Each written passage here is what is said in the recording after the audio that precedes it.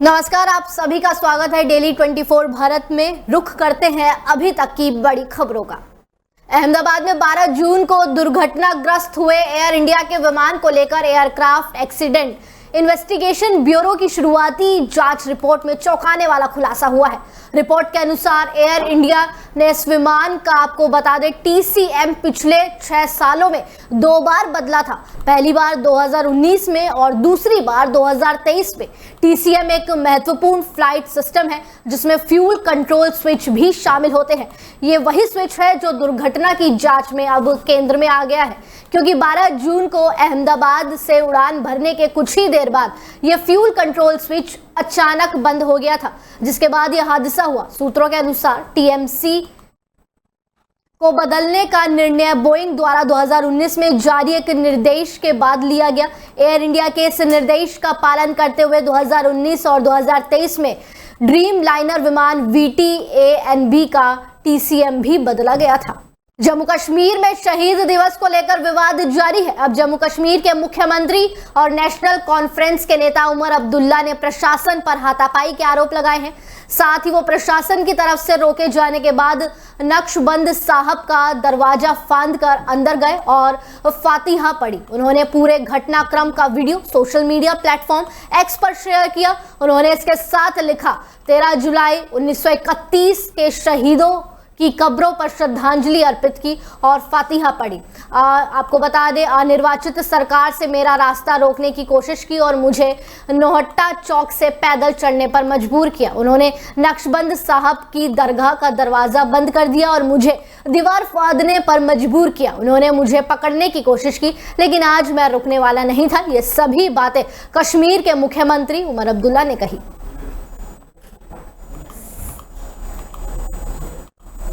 एक और बड़ी खबर भारत के म्यांमार बॉर्डर से सामने आ रही है। जी हां, भारत की सीमा से सटे म्यांमार के संगाइंग प्रांत में सक्रिय उग्रवादी संगठन उल्फा ने आरोप लगाया है कि भारत ने ड्रोन और मिसाइल स्ट्राइक में उसके कैंप पर बड़ी स्ट्राइक की है। उल्फ का आरोप है कि हमले में टॉप कमांडर नयन मेघी सहित कई बड़े उग्रवादी मारे गए हैं।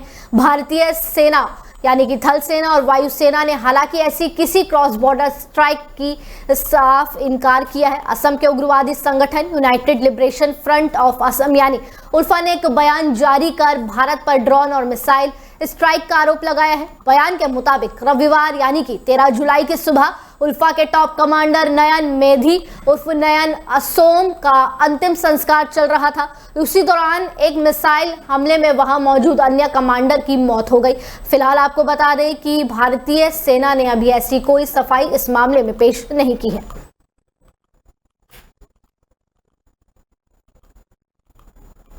महंगाई से जुड़ी बड़ी खबर सामने आ रही है, जहां देश में महंगाई कम हो रही है, जिसका असर आम आदमी की जेब पर सीधा पड़ रहा है और उन्हें राहत भी महसूस हो रही है। सूत्रों के मुताबिक सरकार ने सोमवार 14 जुलाई को थोक मूल्य सूचकांक यानी कि WPI के आंकड़े जारी किए। इससे पता चला कि जून का WPI 20 महीने के निचले स्तर 0.13% पर रहा, जो अक्टूबर 2023 के बाद सबसे कम रहा।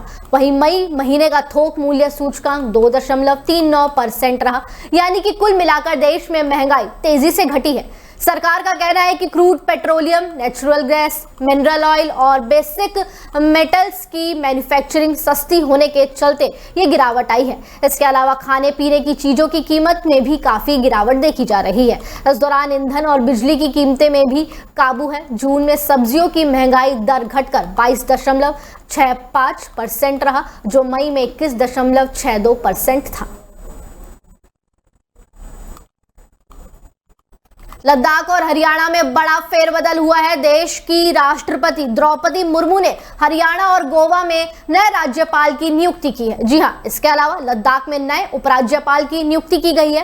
राष्ट्रपति द्रौपदी मुर्मू ने आशिम कुमार घोष को हरियाणा और पुष्पति अशोक गजपति राजू को गोवा का राज्यपाल बनाया है, जबकि कविंद्र गुप्ता को लद्दाख का उपराज्यपाल नियुक्त किया गया है।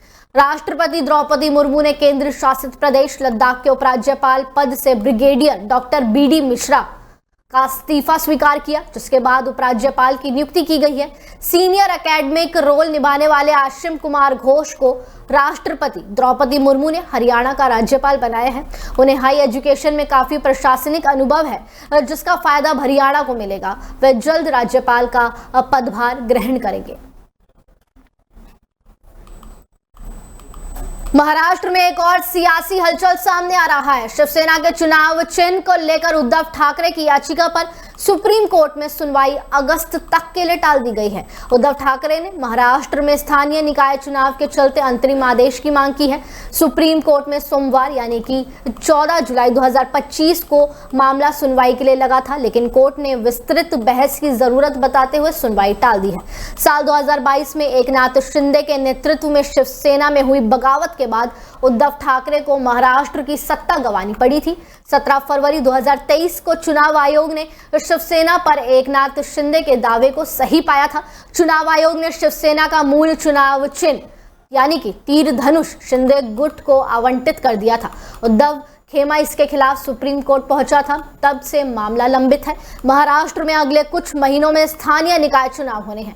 ऐसे में उद्धव ठाकरे चाहते हैं कि कोर्ट वैसा ही कोई आदेश दे जैसा उसने एनसीपी के शरद पवार अजीत पवार विवाद में दिया था। एनसीपी के विवाद में चुनाव आयोग ने अजीत पवार को पार्टी का मूल चुनाव चिन्ह घड़ी आवंटित किया था। सुप्रीम कोर्ट ने इस पर रोक तो नहीं लगाई, लेकिन आदेश दिया था कि अजीत पवार अपने विज्ञापनों में यह लिखें कि मामला न्यायालय में विचाराधीन है।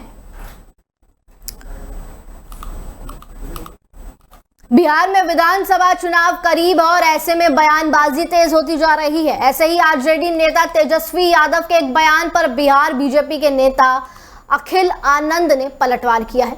बीजेपी ओबीसी मोर्चा के राष्ट्रीय महामंत्री डॉक्टर निखिल आनंद ने सोमवार को अपने एक्स हैंडल से एक पोस्ट करते हुए तेजस्वी यादव के एक बयान पर बड़ा हमला किया।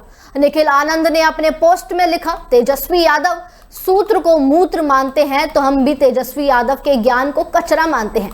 तेजस्वी से ऐसी जुबान चूक इसलिए संभव है क्योंकि उन्होंने आधिकारिक तौर पर ज्यादा शिक्षा प्राप्त नहीं की, तो शब्दकोश सीमित है और किसी भी विषय पर ज्यादा नहीं बोलेंगे या ज्ञान झाड़ने की कोशिश करेंगे तो पोल खुलनी तय है। बाढ़ की खबर सामने आ रही है, जहां करेरा के रामनगर घदाई गांव में लंबे समय से जल भराव की समस्या से परेशान है लोग। इस परेशान ग्रामीणों ने जिला प्रशासन का ध्यान आकर्षित करने के लिए अनोखा प्रदर्शन किया। ग्रामीणों ने बताया कि इस समय बारिश का मौसम आते ही गांव के हालात अधिक खराब हो गए हैं। गांव की मुख्य सड़क एवं दुर्गा माता मंदिर के पास जल भराव के कारण लोगों को कीचड़ व गंदे पानी से होकर गुजरना पड़ रहा है। हल्की बारिश में भी सड़कें तालाब बन जाती हैं, जिससे महिलाओं, बच्चों और बुजुर्गों को आवागमन में भारी परेशानी का सामना करना पड़ रहा है। ग्रामीणों का कहना है कि गंदा पानी एवं कीचड़ न केवल असुविधा पैदा करता है बल्कि मच्छरों और बीमारियों का खतरा भी बढ़ाता है। गांव में जल निकासी की कोई भी उचित व्यवस्था नहीं है, जिसके कारण ये समस्या हर साल बारिश में खड़ी हो जाती है। इसलिए गाँव वालों ने नया तरीका अपनाया और एक पैर पे खड़े होकर प्रदर्शन किया, जिससे सरकार का ध्यान आकर्षित किया जा सके।